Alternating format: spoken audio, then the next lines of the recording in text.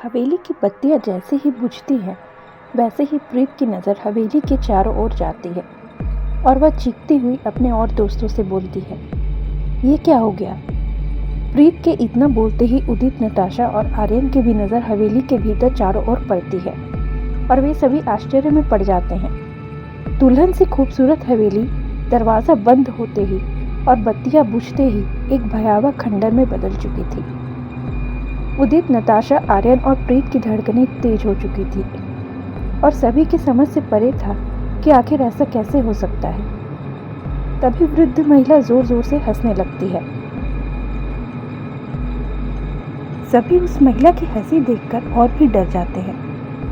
नताशा लड़खड़ाती आवाज में महिला से पूछती है, आंटी, आप इस तरह से हंस क्यों रही हैं? और ये कैसे हो गया? ये खंडर कहाँ से आ गया?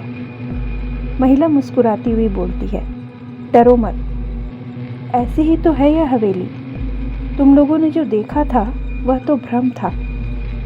महिला की बात सुनकर सभी दोस्त एक दूसरे को आश्चर्य भरी नजरों से घूरने लगते हैं। तभी उदित महिला से पूछता है, भ्रम?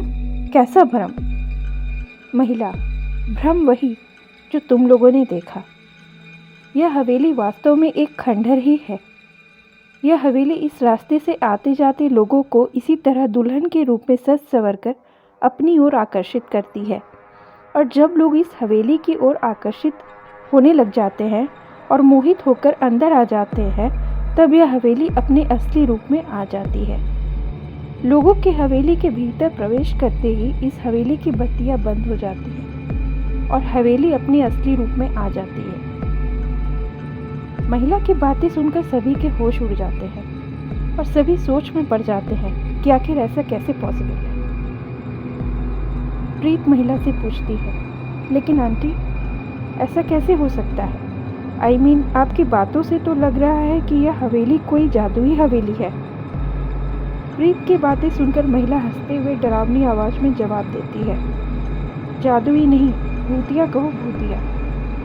यह सुनकर सभी की आंखें फटी की फटी रह जाती हैं। महिला आगे बताती हुई कहती है, मैं जानती हूँ तुम सभी आजकल के बच्चे हो, तुम्हें इन सब में यकीन नहीं होगा, पर यही इस हवेली की सच्चाई है।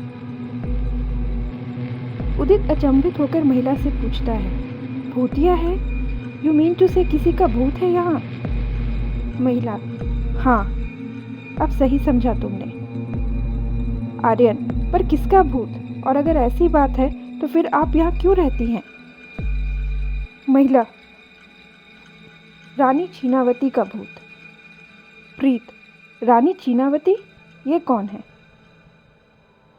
आखिर कौन है रानी चीनावती? और जब हवेली भूतिया है तो यह महिला यहाँ क्यों रहती है? यह जानने के लिए जुड़े रहिए इस कहानी के अगले भाग के साथ। धन्यवाद।